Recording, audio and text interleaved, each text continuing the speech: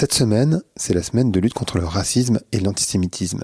Et par conséquent, je reçois Jacques Fredge, qui est le directeur du Mémorial de la Shoah. Ensemble, on va parler de génocide. Alors, je vous accorde que c'est pas le sujet le plus rigolo de la Terre, et en même temps, il faut savoir aussi traiter des sujets qui sont importants, essentiels. Parce qu'en réalité, même si on dit qu'on a compris ce qui s'était passé pendant la Seconde Guerre mondiale, on voit très bien que ces situations pourraient se reproduire. Elles se sont déjà reproduites entre-temps, en particulier avec les Tutsis, et on peut envisager que ça se reproduise à nouveau, et on voit très bien ce qui se passe avec les Ouïghours en ce moment même si ça n'a pas été défini comme un génocide à proprement parler. Donc cette conversation est importante, essentielle, vraiment. Je vous laisse l'écouter. Allez, Vlan, c'est parti.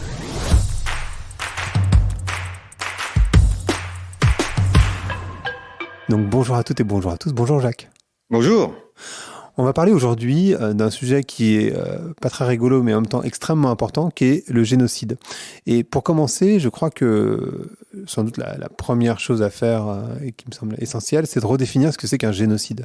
Oui, alors c'est un mot qui a été inventé au lendemain de la guerre, qui date de 1948.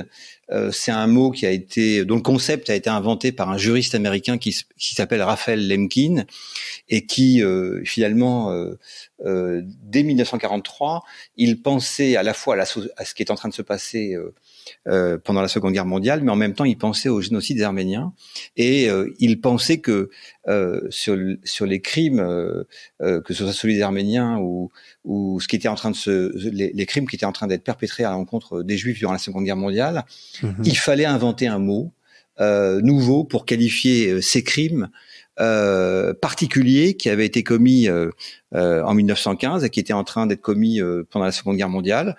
Et vous savez que ce mot n'a pas été utilisé dans les grands procès de Nuremberg, qui était le premier essai de justice internationale où on a jugé les bourreaux, les criminels nazis. Mais la définition est arrivée en 1948, donc c'est un terme qui vient à la fois du grec et du latin, hein, qui signifie tuer et race, race et tuer, on va dire. Et l'idée, si vous voulez, c'est pour faire simple, parce qu'il faut que vous sachiez que c'est un terme juridique, le mot génocide, mais c'est aussi un sujet d'histoire. Et donc, pour faire simple, un génocide, c'est un État qui va assassiner un groupe de manière planifiée, intentionnelle, organisée, et ce groupe sans raison en fait, c'est-à-dire que il s'agit pas d'aller récupérer une terre, ou il s'agit pas d'aller on veut assassiner des gens pour ce qu'ils sont en fait, voilà. Peu importe ce qu'ils pensent, on ne les assassine pas pour ce qu'ils pensent, pour ce qu'ils disent, mais parce qu'ils sont quelque chose, ils sont nés quelque chose, ou ce sont les porteurs de quelque chose, et donc une identité, une religion, une ethnie, voilà. Et c'est à peu près, ce sont des notions fondamentales qui vont faire la différence. Ça ne veut pas dire que donc le crime de génocide est rattaché au crime contre l'humanité. Donc il y a d'autres crimes qui sont bien évidemment tout aussi terribles. C'est pas parce qu'un crime n'est pas un génocide que c'est pas un crime de masse, que c'est pas un crime terrible. Hein. Et c'est ça, c'est très important, parce que le mot génocide répond à certaines situations et pas à toutes les situations. C'est-à-dire que on vit une période où il y a une tentative volontaire ou involontaire de vouloir déformer le sens des mots et de vouloir faire de toutes les situations un génocide. Tout n'est pas un génocide, mais ça ne veut pas dire que parce que ce n'est pas un génocide, ça ne veut pas dire que pour autant un crime qui est en train de se perpétrer ne relève pas d'une gravité exceptionnelle. Hein, donc voilà, c'est simplement que ça qualifie à la fois la marque du crime, en fait. Ça qualifie la marque du crime, le génocide. Hmm. Et on a l'impression, quand on vous écoute, que ça pourrait pas se reproduire. C'est-à-dire qu'on a l'impression que effectivement il y a eu la Seconde Guerre mondiale et l'extermination des Juifs, et on va évidemment y revenir, mais qu'aujourd'hui, en 2021, on a appris et que ça peut pas se reproduire. Et pourtant, la réalité, c'est que ça s'est déjà reproduit entre-temps. Peut-être qu'on peut revenir sur ces exemples-là parce que c'est important de les rappeler. Et surtout, ça peut revenir à n'importe quel moment. J'aimerais comprendre d'abord qu'on reprenne des exemples où ça s'est reproduit depuis la Seconde Guerre mondiale, mais aussi la logique derrière le génocide. Comment ça se met en place et comment on en arrive à une population qui en détruit une autre, ce qui est complètement fou en fait quand on y pense. Oui, alors en fait, là où vous avez entièrement raison, c'est que globalement, nous, le mémorial de la Shoah, on travaille sur les génocides qui font l'unanimité sur le plan historique, parce qu'il faut savoir qu'il y a des discussions il y a des débats encore aujourd'hui sur des situations. On a parlé des Yézidis, on a parlé des Ouïghours, on a parlé de l'ex-Yougoslavie, on a parlé de l'Holodomor en Ukraine. Aujourd'hui, il y a unanimité sur le massacre, le génocide des Herero et des Nama en Namibie, à la fin du 19e siècle, celui des Arméniens en 1915, celui des Tziganes pendant la Seconde Guerre mondiale, le génocide des Juifs durant la Seconde Guerre mondiale également, et puis après la guerre, il y a en tous les cas un génocide qui fait l'unanimité dans toutes les situations qui se sont déroulées après la guerre, c'est celui des Tutsis au Rwanda. Et là où vous avez 1000 fois raison, c'est que pendant des années, au lendemain de la guerre, on a répété ces formules que les rescapés de la Shoah criaient avec conviction, plus jamais ça, plus jamais ça, plus jamais ça. Et c'est vrai que tout ce qui s'est passé depuis, et en particulier en 1994, le génocide des Tutsis au Rwanda, montre que finalement des situations se reproduisent et qu'il y a un côté un peu naïf à imaginer que l'homme apprendra de manière définitive ses leçons historiques, et qu'il ne reproduira plus des crimes qui ont mené à tant de morts dans l'histoire pour des raisons totalement absurdes et où l'intolérance est au cœur du crime, hein, on va dire très clairement les choses, parce que ce qui va être commun à toutes ces situations, c'est qu'il y a cette intolérance qui est à la base de tout et qui va amener à la mise à mort d'une population par une autre population.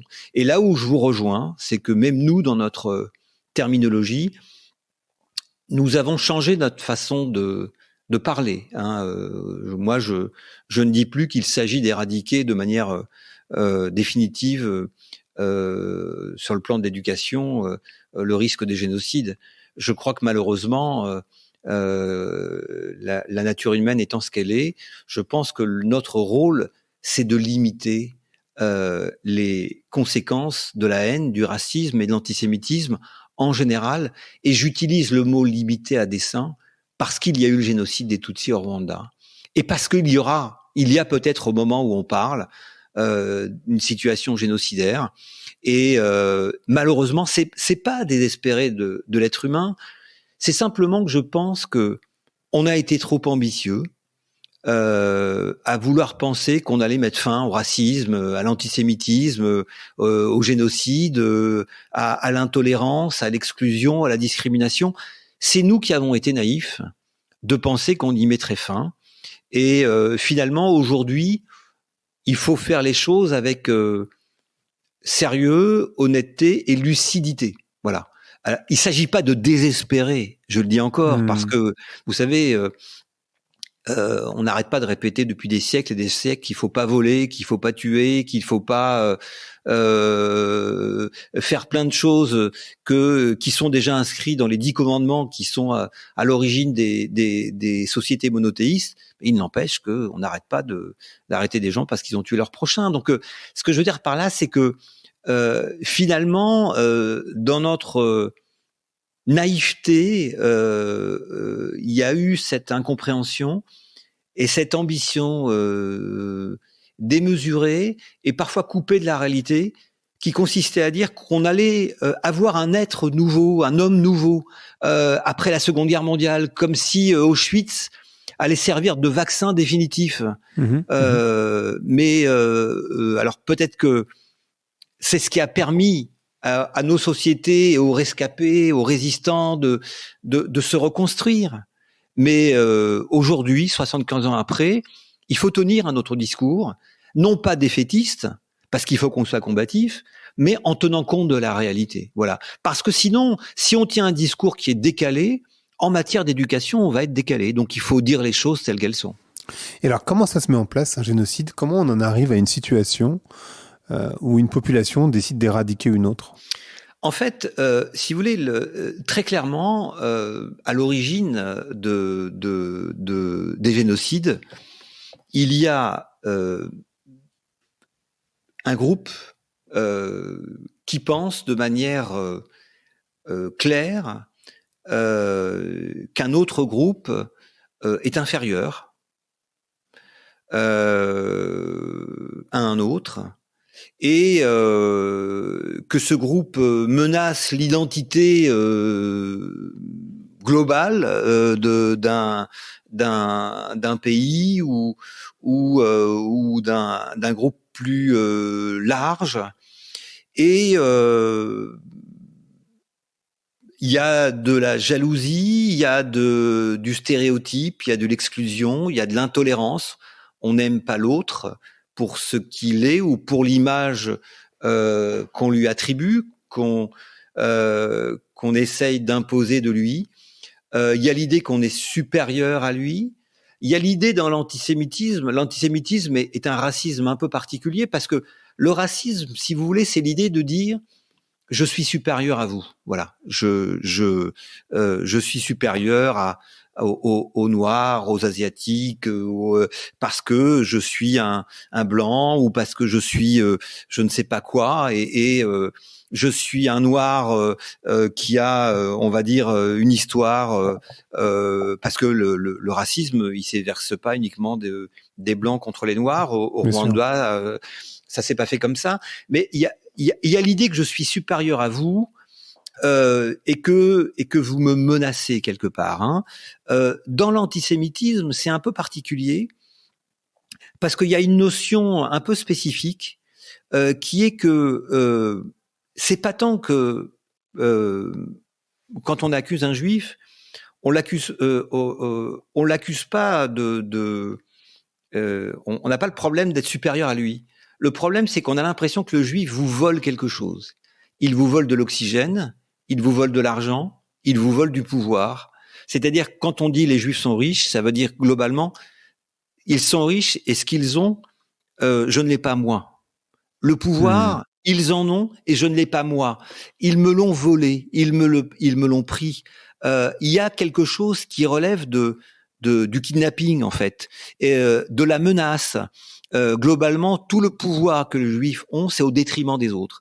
Il faut faire en sorte de récupérer tout ce pouvoir qu'ils ont pris avec cette vision raciale qui va, que ce soit dans le génocide des Tutsis ou le génocide des Juifs, finalement, ce groupe qu'on voit différent, et on va, à force de propagande, convaincre la population que le groupe que je montre du doigt est différent pour telle raison et telle raison et telle raison.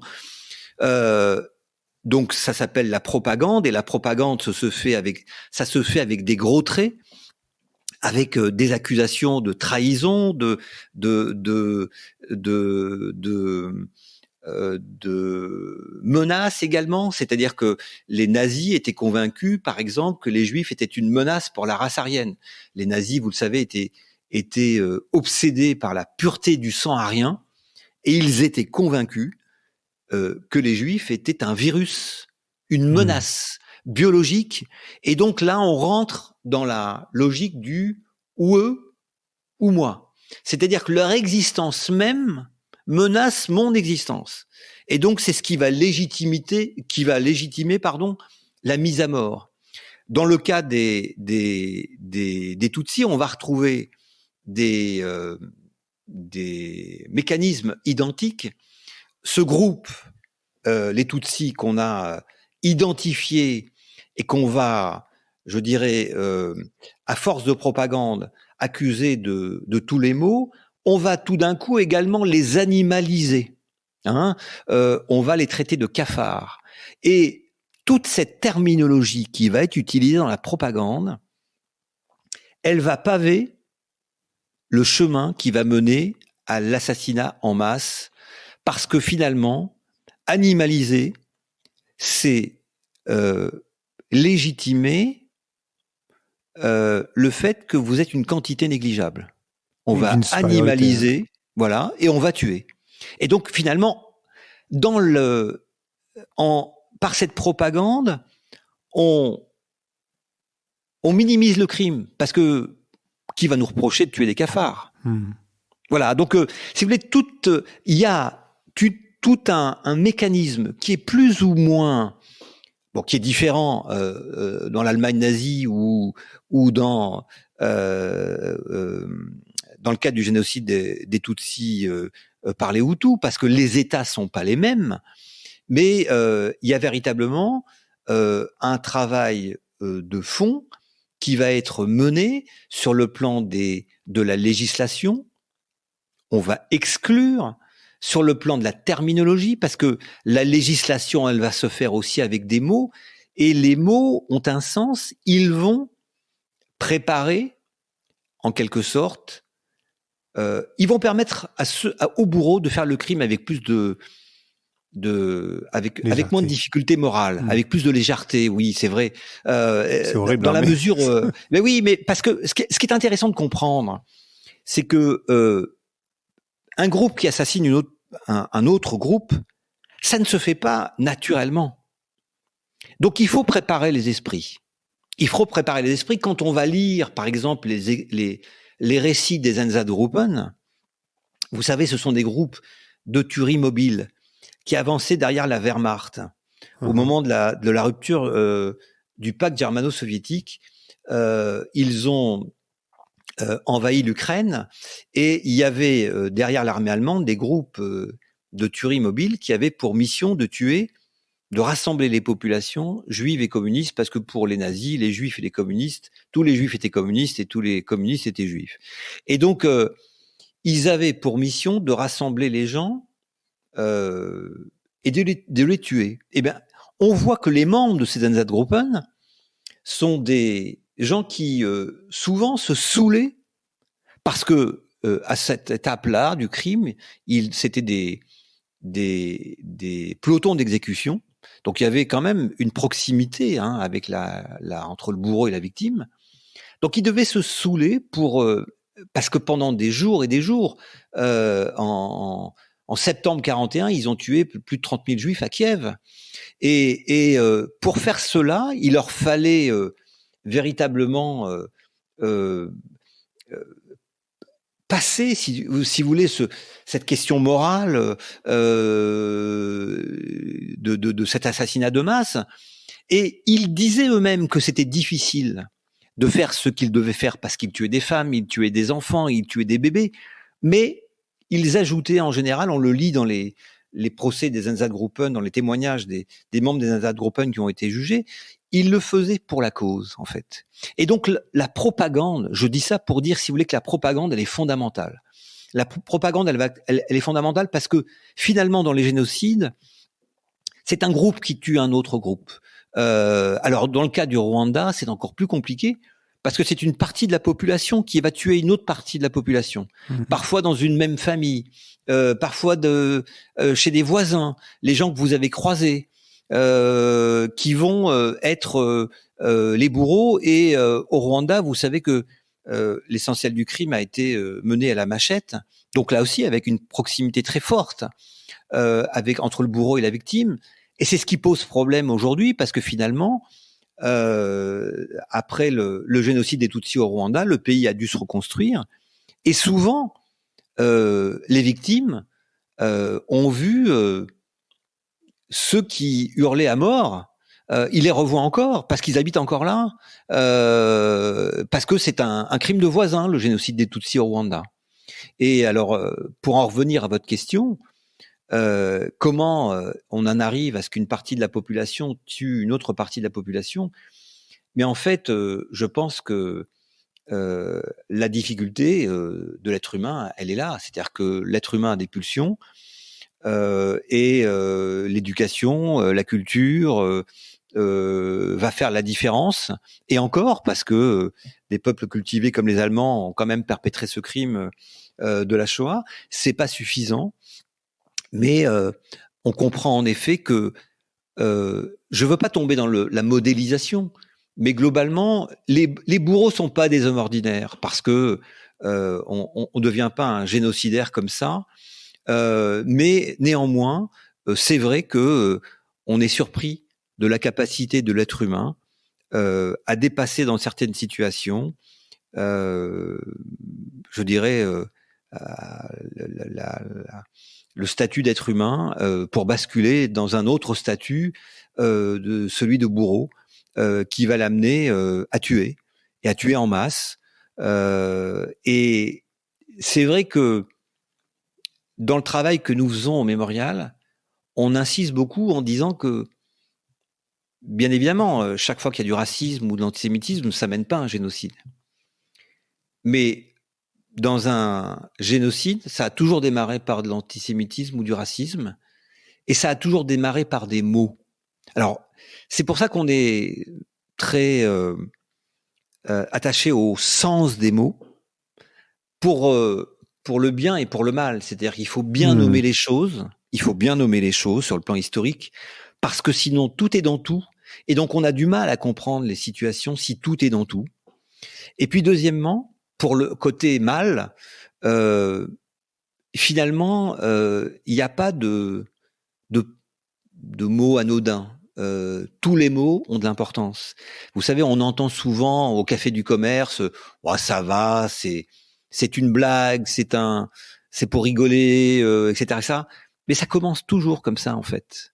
Et comme on n'est pas capable, nous les êtres humains, finalement, de trouver des limites dans certaines situations, et on ne sait pas où les choses vont aller, c'est vrai qu'il faut se poser la question, finalement, de se dire, mais finalement, sur le terrain du racisme et de l'antisémitisme, comme on ne sait pas où on va, comme on ne sait pas où ça peut mener, comme on ne sait pas qui va se nourrir de ce qu'on est en train de dire autour de nous, eh bien, gardons-nous en tous les cas de plaisanter sur certains sujets, ou de laisser dire que certains jeux de mots sont possibles ou pas possibles. Le mieux, c'est compte tenu des conséquences, si vous voulez, de ces mots. Je pense que il faut se raisonner en se disant, sur ce terrain-là, gardons-nous de déraper. Voilà. Et moi, il y a un truc qui me choque, enfin qui m'a toujours choqué d'ailleurs, c'est que si on parle du modèle arien, le modèle arien, c'est un grand blond musclé, etc. Et Hitler, c'est un petit brun chétif. Et j'ai toujours eu du mal à comprendre comment un petit brun chétif arrive à faire croire à une population entière que le modèle, c'est un grand blond musclé. Et ça m'a toujours choqué, ça c'est la première chose. Et la seconde chose, c'est, vous parliez tout à l'heure des profils qui sont un peu particuliers, qui sont ceux des bourreaux, mais il y a aussi une population qui ne dit rien, en fait, qui n'est pas agissante dans l'absolu, oui, mais qui est dans le silence et qui laisse faire. Et je crois que, je sais plus, il y a une citation comme ça qui dit ça, que en fait, majoritairement, le mal ne se transmet pas, ou en fait ce genre de situation ne se transmet pas parce que les gens sont mauvais, mais parce qu'ils laissent faire, tout simplement. Oui, alors c'est pour répondre à vos deux questions, c'est évident que quand on regarde le nazisme et Hitler par le petit bout de la lorgnette, on se pose cette question. Comment il a réussi? Mais si vous voulez, forcément, ça met en valeur une chose, c'est que ça a été un personnage charismatique. Ça a été un personnage qui a été un très bon orateur, qui a galvanisé les foules et qui a su finalement jouer des peurs de l'Allemagne à ce moment-là, du désir de revanche après l'humiliation de la Première Guerre mondiale, et puis de cette grande idée que le peuple germanique avait un destin particulier. Et finalement, c'est pas tant ce qu'il était petit et brun, c'est ce qu'il disait de ce que l'Allemagne voulait entendre après cette grande humiliation de la Première Guerre mondiale, cette crise de la société allemande à la suite de l'industrialisation, etc., etc. Il y a tout un tas de facteurs que je ne vais pas évoquer là, mais si vous voulez, c'est un mélange de thématiques anciennes et remodelées de façon nouvelle. Mais c'est du populisme avec un rêve, c'est-à-dire que Hitler a vendu une belle histoire aux Allemands, à qui dont il a réveillé cette grande destinée, ce besoin d'expansion territoriale, cette mission au sein même de l'humanité, et puis qui a su profiter de ce terrain du racisme et de l'antisémitisme, parce que ce qui est pour prolonger votre question, c'est-à-dire que on parle avant même que la Shoah démarre. Sur le plan idéologique, faut quand même rappeler le modèle nazi qui est sans doute, à mon sens, la vision raciale la plus sophistiquée, poussée à son paroxysme sur le plan du concept. Il y a vraiment l'idée d'une race avec la pureté du sang, et dont les premières victimes ont été les Allemands. Parce que si vous venez, vous êtes venu visiter l'exposition permanente du Mémorial. Oui, bien sûr. À un moment, on s'est arrêté, on s'est arrêté devant deux panneaux de l'exposition.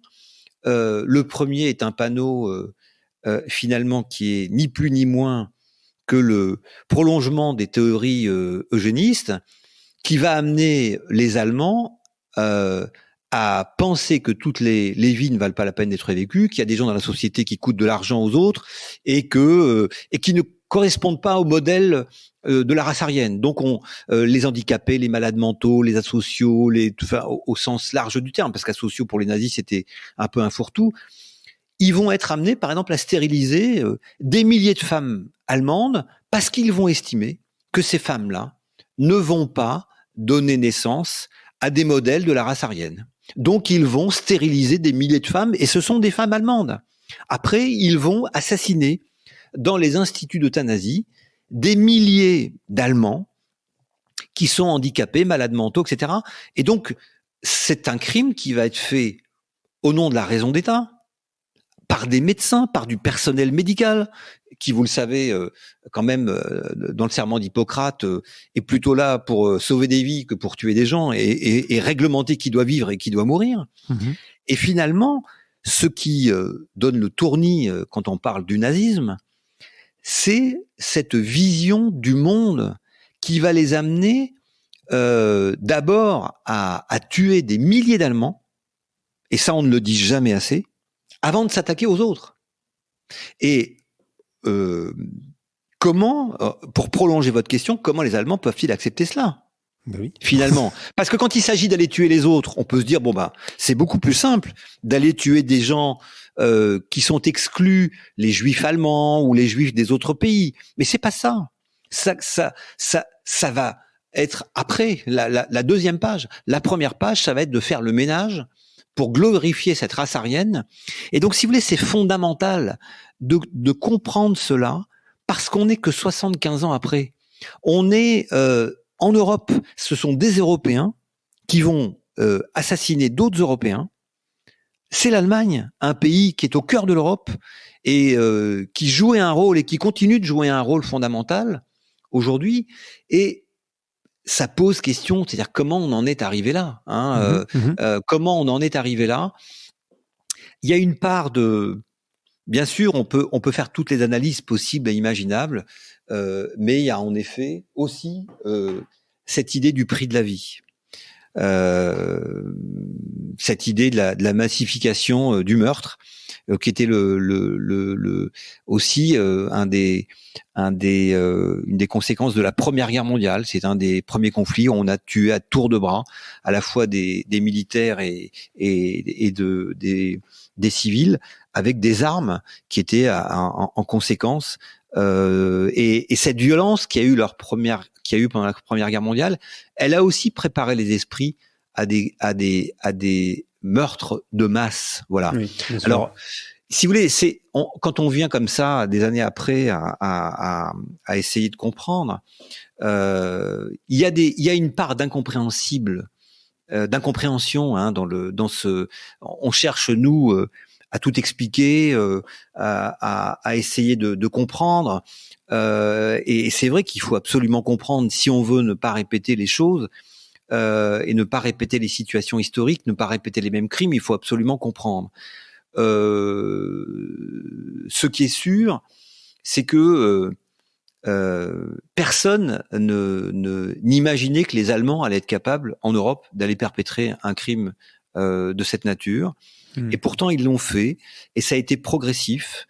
En tous les cas, il y a des signaux visibles que l'on est capable de repérer et qui doivent nous servir aujourd'hui de signaux d'alerte, même dans nos sociétés contemporaines démocratiques, parce que Hitler est arrivé au pouvoir par des élections et par un jeu politique, mais le coup d'État a échoué, qu'il avait tenté a échoué, et il est revenu par des élections démocratiques entre guillemets.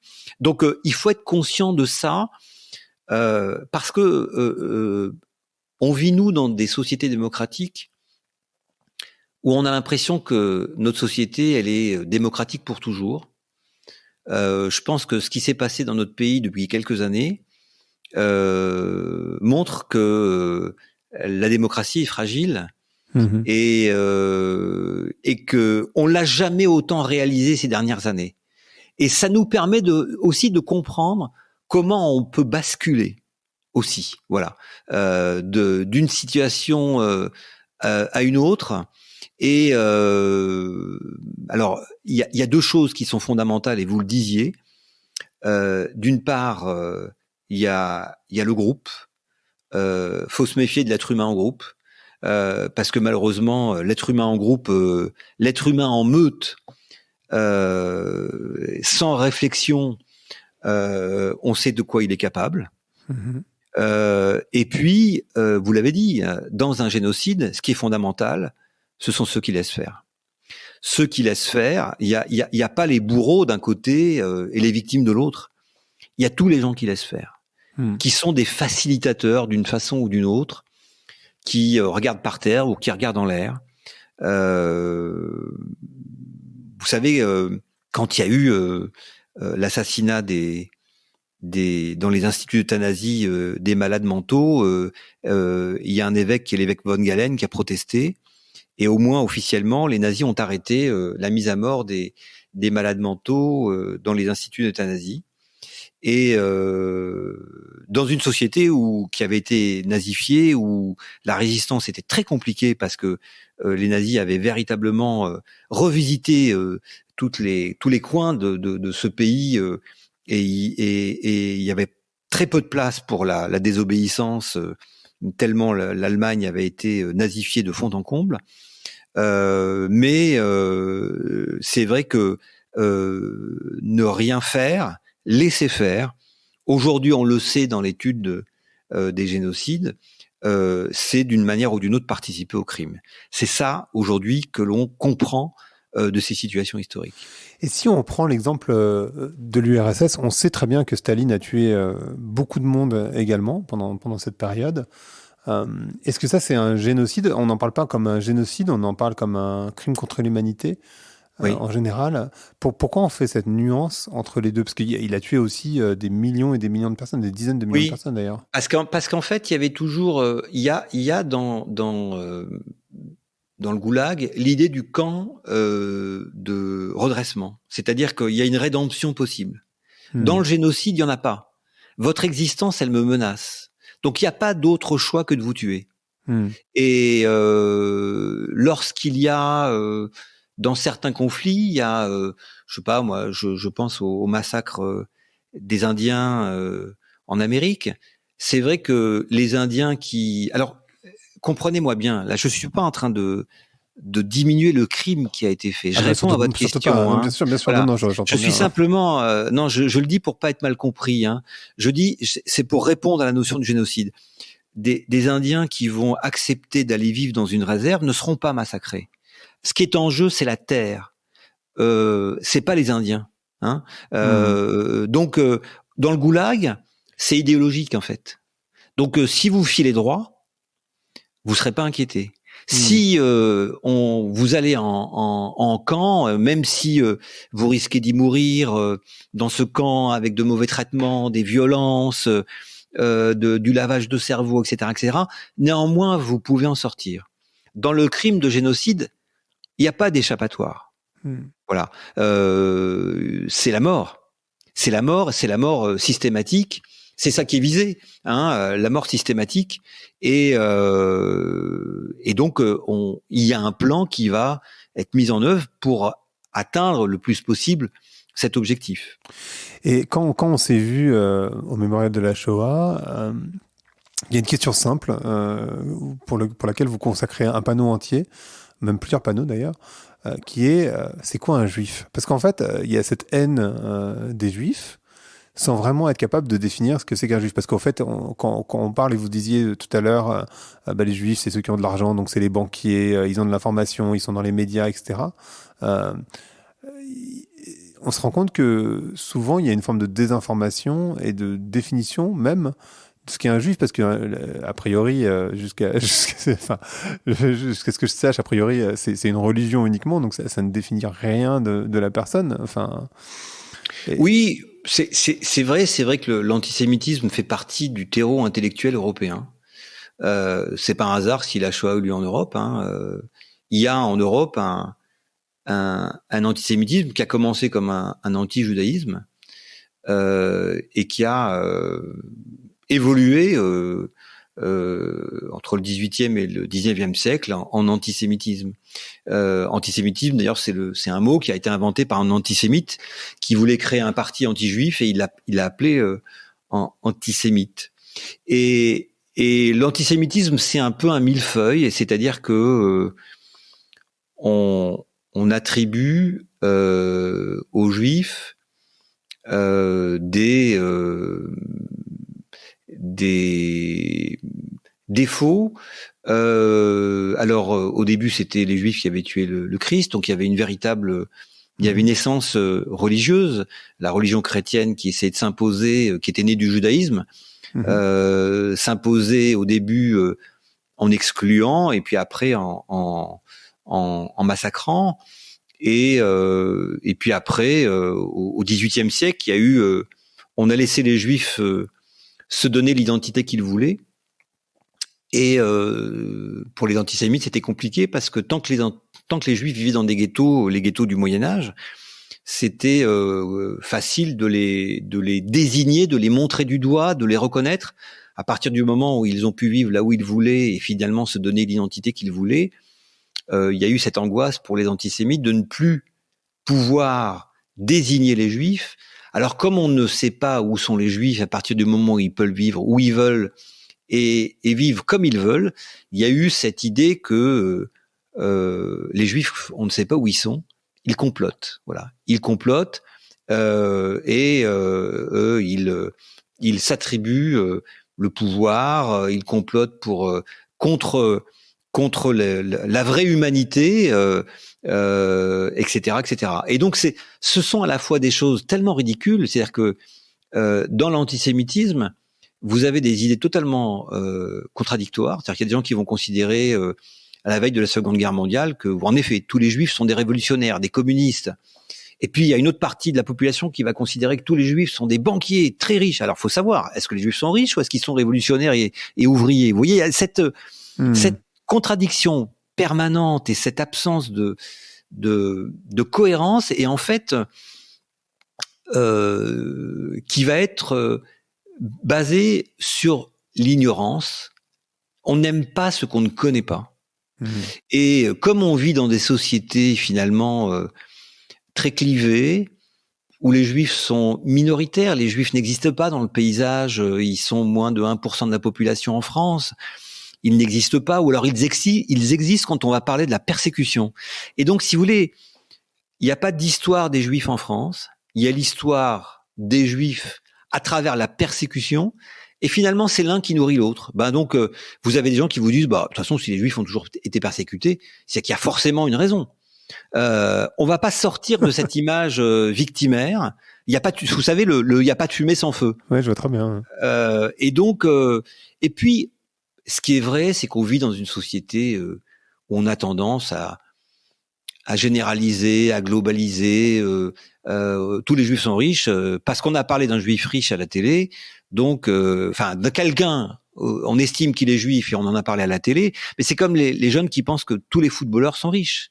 Voilà, alors que ça représente quelques pourcents des joueurs de football en France qui sont riches. La majorité sont ou bénévoles ou pauvres parce que voilà. Et donc, si vous voulez, on a dans notre tête malgré tout un cheminement de la pensée qui, si on n'y fait pas attention, nous amène à prendre des routes qui sont peu recommandables. Et c'est ça la nature humaine. Et je crois que il faut se le dire, c'est-à-dire qu'il faut se dire qu'on a tous en nous, quel qu'on soit en fait, une tendance à globaliser, à généraliser. Et c'est ça le début du racisme, c'est quand on impose une identité à quelqu'un. On impose une image à quelqu'un. On voit quelqu'un comme ça et on le voit pas autrement. Si vous voulez, vous parlez des Juifs. Les Juifs, vous avez dit c'est une religion, mais c'est bien plus compliqué que ça en fait. Être juif, c'est pas forcément une religion. On a entendu lors de la panthéonisation de Simone Veil, on l'a entendu puisque ça a été retransmis durant la cérémonie officielle de panthéonisation. Cette Simone Veil qui disait, moi, je ne connais rien du judaïsme. Pour moi, le judaïsme, ce sont les valeurs humaines et humanistes que mes parents m'ont transmis. C'est ça qu'elle disait, Simone Veil, de son judaïsme. Vous imaginez ce que ça veut dire? Ça veut dire que finalement, il y a autant de façons d'être juif qu'il y a de juifs. Et mais ça déstabilise les antisémites quand on dit des choses pareilles, vous voyez, parce que c'est beaucoup plus simple pour eux d'avoir un modèle. Mais il y en a pas. Mais de la même manière que, comme je vous le disais, globaliser, généraliser, de toute façon, ça nous mène intellectuellement à l'erreur. On est dans l'erreur quand on globalise. Donc, mais l'antisémitisme, c'est un racisme spécifique, et tous les racismes se nourrissent de la même manière. On n'aime pas celui qu'on ne connaît pas, celui en plus, si vous voulez, on a un vocabulaire qui est nourri de stéréotypes qu'on répète de génération en génération. Et il y a un moment, si vous voulez, justement, notre intelligence, elle doit être là de dire non, moi je vais pas répéter ça. Voleur comme un arabe, radin comme un juif, etc. Il y a un moment, il faut casser cette chaîne parce que ça passe aussi par des mots. Tant qu'on n'aura pas stoppé ces mots-là, parce que ces mots préparent malgré tout nos esprits. Ils calibrent, ils paramètrent nos esprits. Qu'on se le dise ou qu'on ne veuille pas se le dire, c'est comme ça. Voilà. Donc, c'est important de le dire en plus parce que on voit, pardon, je vous coupe, mais on voit la montée du racisme et de l'antisémitisme. Enfin, je sais pas, j'ai l'association, peut-être que je me trompe, mais en tout cas, En tout cas, on voit une montée de l'extrême droite en France, d'un vote qui est devenu plus facile, on va dire. Et je ne sais pas si ça veut dire qu'il y a une montée du racisme et de l'antisémitisme, mais en tout cas, il y a une montée de l'extrême droite, ça c'est une certitude.